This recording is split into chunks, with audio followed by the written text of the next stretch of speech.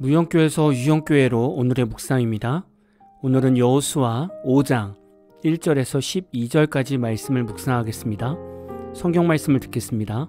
요단 서쪽의 아모리 사람의 모든 왕들과 해변의 가나안 사람의 모든 왕들이 여호와께서 요단물을 이스라엘 자손들 앞에서 말리시고 우리를 건너게 하셨음을 듣고 마음이 녹았고 이스라엘 자손들 때문에 정신을 잃었더라. 그때 여호와께서 여호수아에게 이르시되 너는 부싯돌로 칼을 만들어 이스라엘 자손들에게 다시 할례를 행하라 하시매 여호수아가 부싯돌로 칼을 만들어 할례산에서 이스라엘 자손들에게 할례를 행하니라. 여호수아가 할례를 시행한 까닭은 이것이니 애굽에서 나온 모든 백성 중 남자 곧 모든 군사는 애굽에서 나온 후 광야 길에서 죽었는데 그 나온 백성은 다 할례를 받았으나 다만 애굽에서 나온 후 광야 길에서 난 자는 할례를 받지 못하였음이라. 이스라엘 자손들이 여호와의 음성을 청종하지 아니하므로 여호와께서 그들에게 대하여 맹세하사 그들의 조상들에게 맹세하여 우리에게 주리라고 하신 땅 곧 젖과 꿀이 흐르는 땅을 그들이 보지 못하게 하리라 하시매 애굽에서 나온 족속 곧 군사들이 다 멸절하기까지 40년 동안을 광야에서 헤매었더니 그들의 대를 잇게 하신 이 자손에게 여호수아가 할례를 행하였으니 길에서는 그들에게 할례를 행하지 못하였으므로 할례 없는 자가 되었음이었더라. 또 그 모든 백성에게 할례 행하기를 마침에 백성이 진중 각 처소에 머물며 낫기를 기다릴 때에 여호와께서 여호수아에게 이르시되 내가 오늘 애굽의 수치를 너희에게서 떠나가게 하였다 하셨으므로 그곳 이름을 오늘까지 길갈이라 하느니라. 또 이스라엘 자손들이 길갈에 진쳤고 그달 14일 저녁에는 여리고 평지에서 유월절을 지켰으며 유월절 이튿날에 그 땅의 소산물을 먹되 그날에 무교병과 볶은 곡식을 먹었더라. 또 그 땅의 소산물을 먹은 다음 날에 만나가 그쳤으니 이스라엘 사람들이 다시는 만나를 얻지 못하였고 그 해에 가나안 땅의 소출을 먹었더라. 저는 어렸을 때 언제 어른이 되나 라는 생각을 참 많이 가졌습니다. 왜냐하면 내가 번 돈으로 내가 원하는 것을 마음껏 사고 싶어서 그랬던 것 같습니다. 때로는 자녀들이 부모의 품에 있을 때가 가장 답답한 시간이라고 생각하는 것 같습니다. 부모님이 주시는 양식을 먹어야 되고 부모님이 가르치는 신앙 교육대로 따라가야 되고 통금 시간도 있어서 자유롭게 놀지도 못한다고 생각하기 때문에 부모의 품을 거부하는 자녀들이 참 많은 것 같습니다. 어른이 되어 어쩔 수 없이 부모의 품을 떠나서 독립한 성도님들은 잘 아실 겁니다. 부모의 품을 떠나고 집을 떠나서 스스로 정착해 가는 것이 많은 돈과 고생이 따릅니다.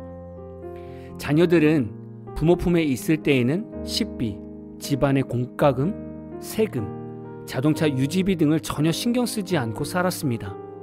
그리고 자녀들은 그저 통제받는 생활만 답답해 했습니다.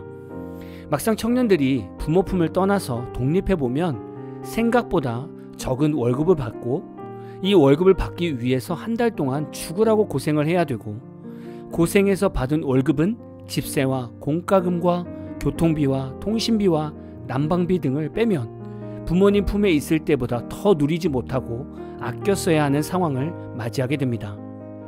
이때 청년들은 철이 듭니다. 부모 품에서 모든 것을 편하게 누리고 있을 때가 감사한 시간이었다고 느끼게 되는 것이죠. 지금 이스라엘 백성들은 요단강을 건너 가나안 땅으로 들어갔습니다. 오늘 말씀을 보면서 우리는 언제 하나님이 주시는 만나에서 벗어나 사업의 축복, 물질의 축복, 삶의 축복을 받을 수 있을까에 대한 궁금증을 조금이나마 풀 수 있을 것 같습니다. 이스라엘 백성들이 요단을 건너고 나서 길갈이라는 곳에 진을 치고 유월절을 보내고 나서 가나안 땅의 소사물을 먹은 다음 날에 만나가 그치게 되었습니다. 이스라엘 백성들은 이후로 다시는 만나를 얻지 못하였다고 말씀합니다. 앞에서 제가 예를 들었던 것처럼 마치 이스라엘 백성들이 하나님 품에서 조금 성장하여 독립생활을 하는 듯한 느낌을 받게 됩니다. 이제 이스라엘 백성들이 하나님 아래서 정복 전쟁을 하며 땅을 차지하고 자신들이 노력하여 양식을 얻으며 하나님의 법 아래서 살아가야 하는 과제가 주어진 것입니다. 우리가 보통 이런 상황을 인생에서는 미성년자였다가 성인이 되고 사회생활을 시작하면 이스라엘 백성처럼 살아가야 한다고 말합니다. 그런데 신앙생활에서도 영적으로 성장하는 과정마다 하나님 아래에서 살아가는 삶이 다릅니다. 몸이 어른이고 노인인 성도도 이제 막 예수님을 믿으면 그의 영적 나이는 어린아이 신앙이 되는 것입니다. 물론 신앙의 연륜으로 성도들의 신앙의 깊이를 따지거나 서열을 정하는 것이 아닙니다. 그만큼 신앙의 연륜이 있으면 깊은 영성이 그 안에 있기 때문에 말씀드린 것입니다. 하나님께서는 우리 모든 그리스도인이 영적으로 성숙해져서 하나님의 뜻을 이룰 수 있는 사람까지 성장해 가기를 원하십니다. 그럼 지금 우리가 이 말씀을 묵상하면서 앞으로 우리가 신앙의 광야 생활을 종료하고 하나님이 주신 가나안 땅에 어떻게 들어갈 수 있는가를 묵상해야 할 것입니다. 오늘 말씀을 근거로 묵상해 본다면 첫 번째, 영적 가나안 땅에 들어가서 하나님의 복을 누리고 싶다면 언약궤 말씀이 우리의 인생을 이끄는 삶부터 습관화해야 합니다. 이스라엘 백성들이 가나안 땅을 입성한 사건은 요단강 무리에 앞서 들어간 언약궤를 맨 제사장들의 발걸음이 있었습니다. 하나님이 주신 복을 누리는 성도가 되고 싶으십니까? 그럼 하나님 말씀이 우리 앞에서 먼저 일하시는 삶이 되어야 합니다. 즉 하나님의 말씀이라면 언제든지 순종하는 자세가 필요합니다. 물론 여기에는 목회자의 말에 순종도 포함되어 있습니다. 그러나 목회자의 막말과 개념 없는 부탁과 목회자 욕심을 위한 말에 순종하시라는 것은 아닙니다. 목회자가 성도들의 신앙을 위해 권면하고 신앙적으로 붙잡아 드리는 말씀을 듣고 삶으로 순종해 보시라는 겁니다. 생각보다 많은 성도님들이 하나님의 말씀을 순종한다고 말씀하시는데 정작 하나님이 목회자를 통해서 성도에게 말씀하시면 대부분 성도들은 목회자들의 권면을 인간적인 입장에서 받고 성도 마음에 안 드는 권면이면 무시하는 경향이 있습니다. 저도 목회 연수가 짧지만 제 경험에서도 성령의 감동이 있어서 성도에게 신앙의 권면을 해드리면 성도들의 생각과 계획이 너무 강해서 권면이 전혀 들어가지 않는 성도들을 보게 됩니다. 아마 다른 목회자분들도 다 아실 겁니다. 성도들이 목회자가 권면하는 신앙생활을 하지 않으면 분명 문제들이 훗날 일어날 것을 다 알고 있습니다.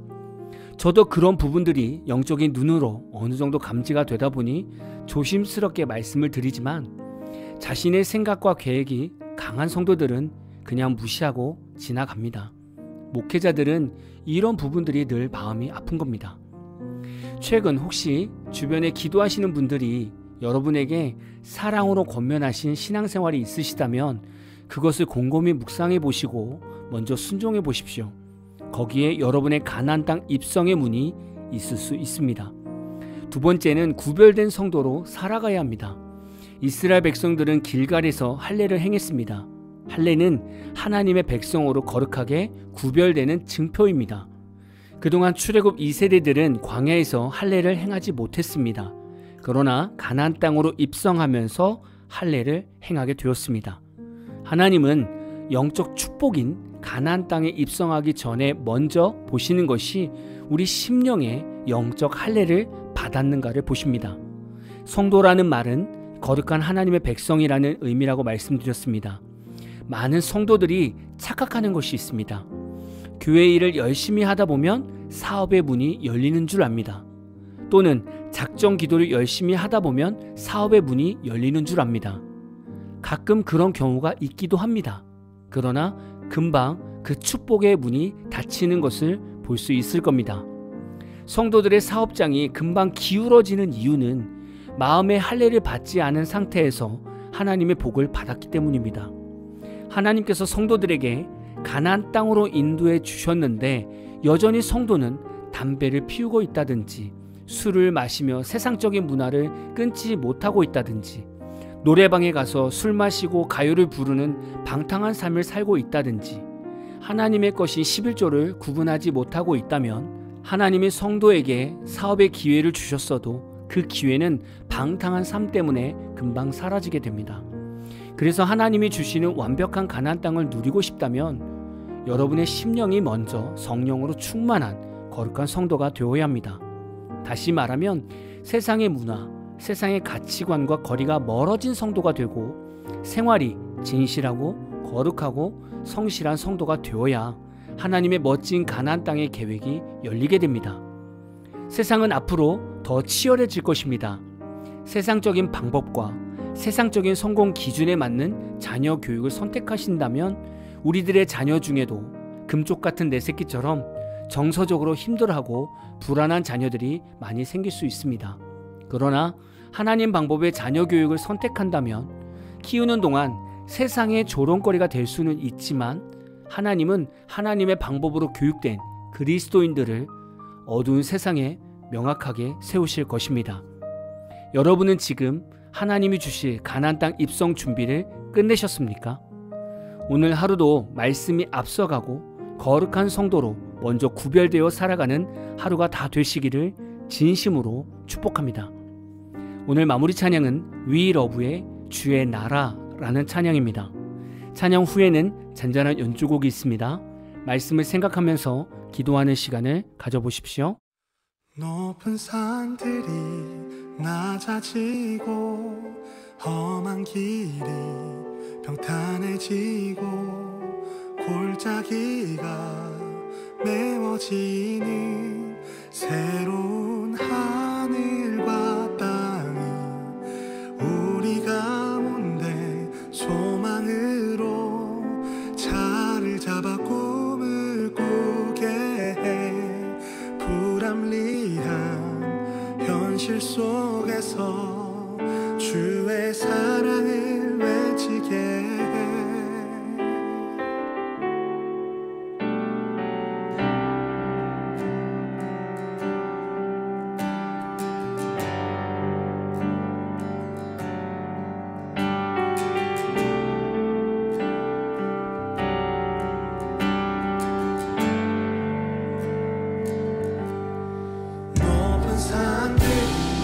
낮아지고 험한 길이 평탄해지고 골짜기가 메워지는 새로운 하늘과 땅이 우리 가운데 소망으로 자리를 잡아 꿈을 꾸게 해. 불합리한 현실 속에서 주의 사랑을 외치게 해.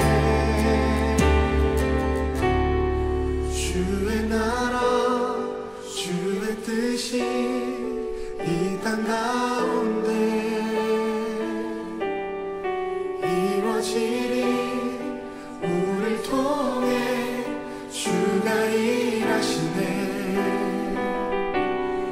주의 나라 주의 뜻이 이 땅 가운데